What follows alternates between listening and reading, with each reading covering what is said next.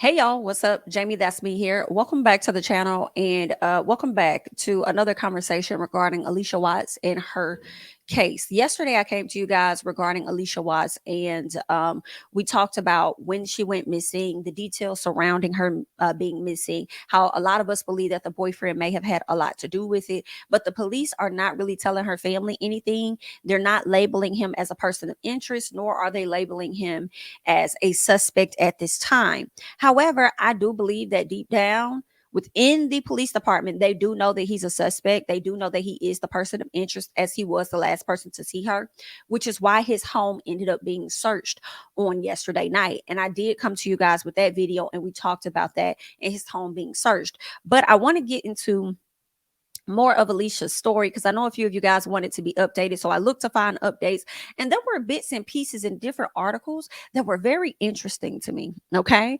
Very, very interesting to me. So let's go ahead and see if we could get this up on the screen because I want you guys to see exactly what they're saying here. All right. So let me make that much bigger on the screen. First of all, I want to get into the timeline. We'll get into the timeline and then we'll talk more about the what the family and friends had to say about this boyfriend. Because honey, this right here is horrible. And then we'll also get into a news story that's going to give us some more details about this case. But right now the timeline of police reports about Allisha Watts goes like this. July 16th, Allisha Watts was last seen by her friends in Moore County. All right, and this is in North Carolina. Watts and James Dunmore is said to be the boyfriend of Miss Allisha Watts. Okay, they leave for Charlotte in her black Mercedes SUV.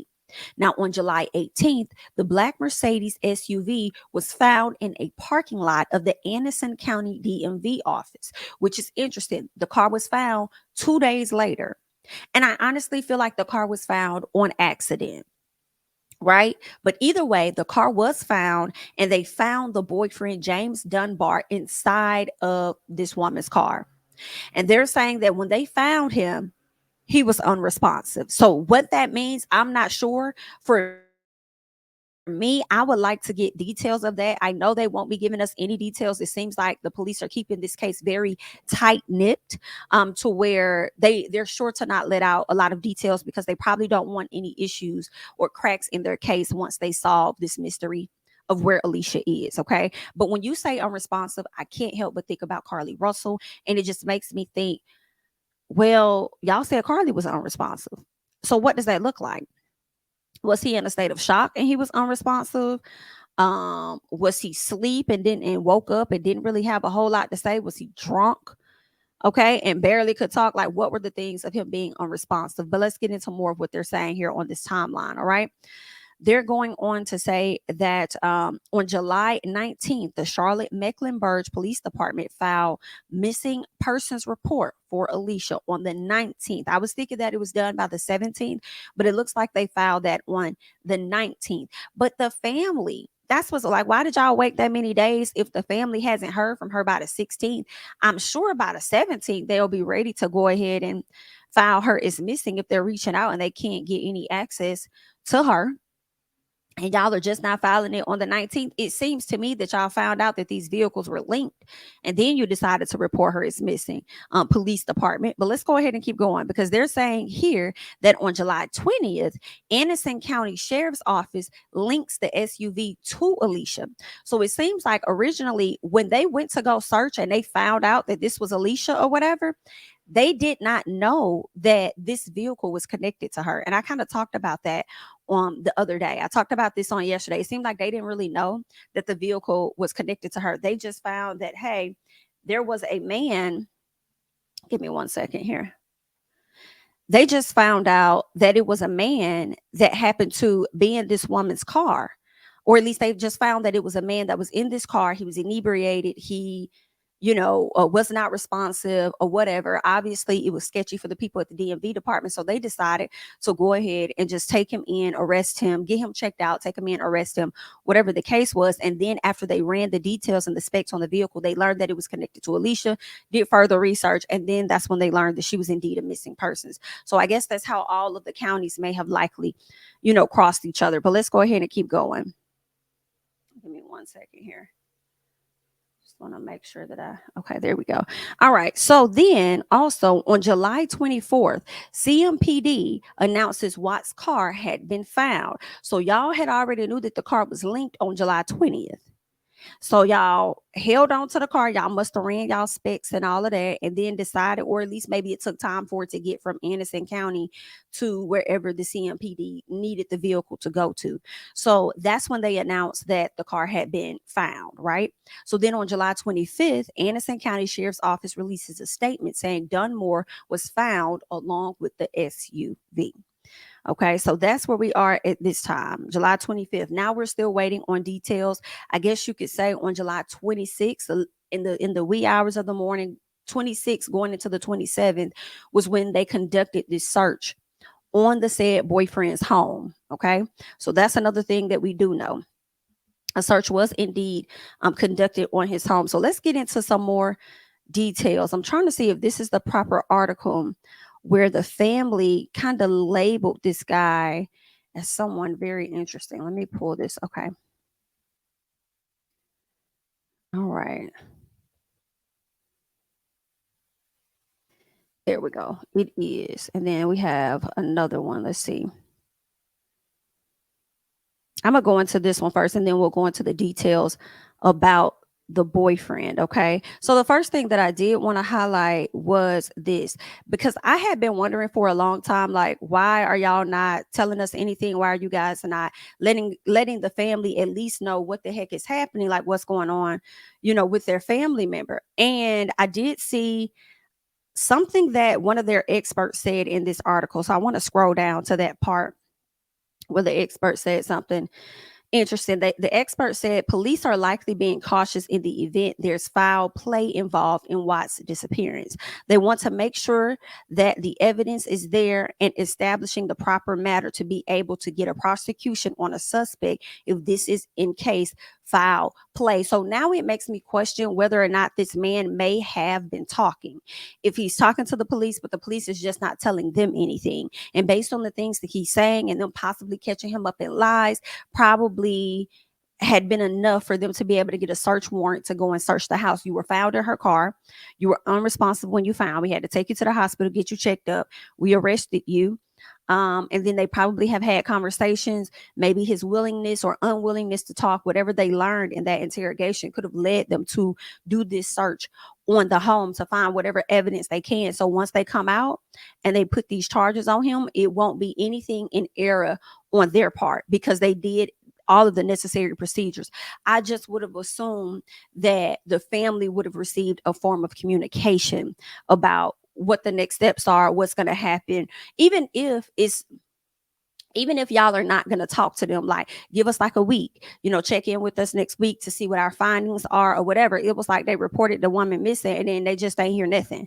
So because they haven't heard nothing from y'all, they decided to go public on their own. So that was something that was interesting, that I appreciated the expert kind of giving a little bit of insight on that, because I definitely had questions for myself. But let's go ahead and get into another part that's real interesting. Okay. Now, in this particular article here, this is what they're saying. A man identified as Allisha's boyfriend, James Dunmore, was found unresponsive in the vehicle and taken to a hospital. Investigators say there's still no sign of Watt's whereabouts. So they have not been able to find Allisha. All right. Now, they're also going on to say that detectives have not said if Dunmore is considered a suspect in the case or if any charges are expected. Her friends and family told Charlotte that Dunmore had a live-in girlfriend who moved out. They also said that they saw red flags upon meeting Dunmore. So this man had a girlfriend that moved out. So now I have more questions, because my thing is this: when did this woman move out?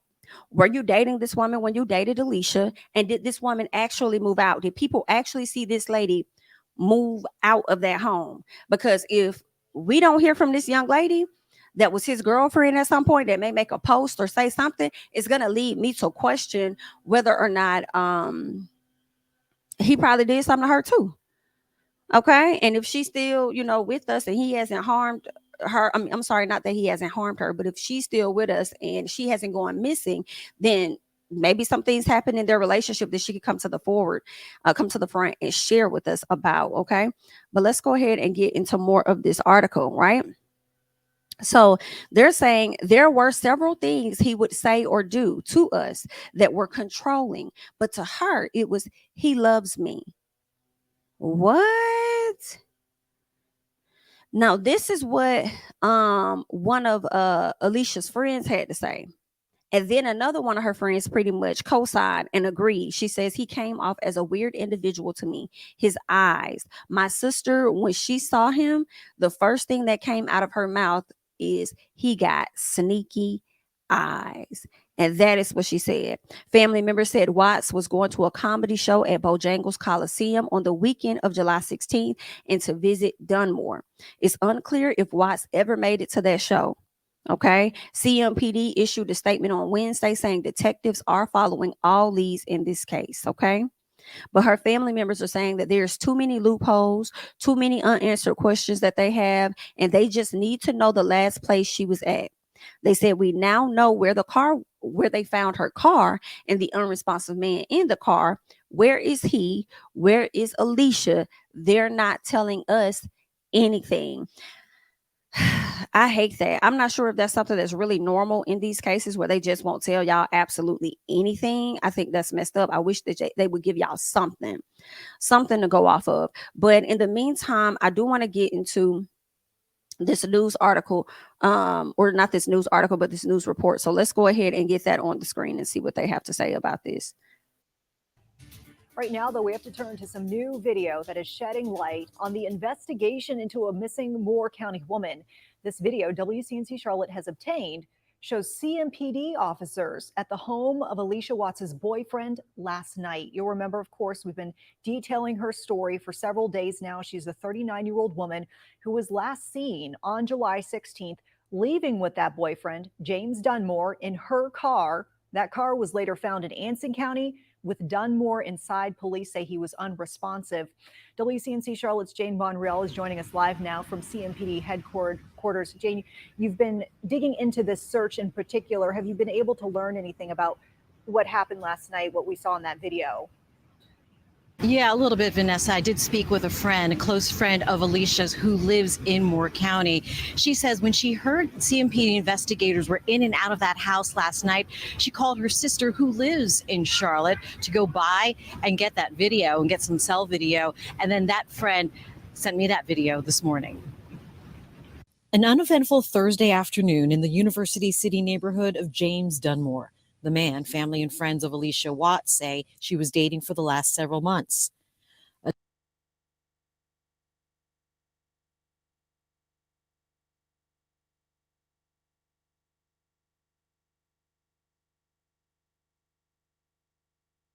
I'm sorry, you guys. I was just talking. But my question is, why are we blurring this man's face out? Why? He's in the photo. He's labeled as the boyfriend. He's also the person that was found in her vehicle unresponsive. Why are we not showing his face on the news article? Like, I'm a little confused about that. It seems like a lot of other news stations are showing both of their faces. But for this one, you guys chose to blur out his face? Girl, what? Let me just press play because that's not making sense. Y'all could explain in the comments because I'm confused. A different scene, however, late Wednesday night. I'm in front of the crib. According to Watts' friend who captured the cell phone video sometime after 7 last night, it shows at least one police unit parked in front of the home associated with the boyfriend and a couple of officers in the front doorway. I'm creeping. I'm just going to keep creeping back and forth. In the video, we can see CMPD officers at the home. We reached out to the police department and we were told that they couldn't confirm their involvement. We're also still trying to learn if detectives have talked to Dunmore and where he is now. Neighbors of Dunmore, who are also cousins of Watts, describe him as helpful, but they also admit they don't know him all that well. He's not on no social Located media. on social media. You cannot, he's a guy that you will see around in person, but he's not on the social media So at you all. will actually have to know him to know him. A lack of information is what those close to her say is frustrating. A group chartered a bus from Southern Pines in Moore County to Charlotte Wednesday with the goal of getting answers from CMPD. Whatever it takes, however long it takes, we are going to find Allisha. We are going to do whatever we need to do. We just wish that we had the help of law enforcement to kind of help us along. But we're going to do whatever we have to do if we have to do it by ourselves. I hate that. Well, we reached out to Anson County Sheriff's Office because her car was left there in Anson County. A post on their social media saying that they are working on leads with CMPD to try and find her. So if you have any information on her whereabouts, you're asked to call Crime Stoppers. All right, y'all. So that's what we know so far about Allisha's case, unfortunately. Okay. Yeah. They did the search on the home. We don't know what the heck is in the home. So hopefully we'll find out at a later time. Hopefully they found enough evidence. But my thing is this, if they run it like DNA testing or whatever testing, it might take some time for that stuff to come back to even identify whether or not Allisha was actually in the home. And I would think if they are running DNA testing, they would have to reach out to her family just to be able to get some DNA to connect back to make sure that it was indeed, you know, her or something like that. So I think they would have to confirm whether or not she actually made it to the home, you know, prior to her missing. So we'll have to wait and see, find out more details about what's going on with Allisha in this case. I want to know where the man is too. I know the family's like, where is he? Is he still arrested? I hope so. I hope he's still arrested. I hope y'all didn't let him out and y'all searching his home as well. So I would believe that he is still locked up. Because y'all have reason to believe that he's suspicious or whatever the case is, which is why y'all went to the house anyway.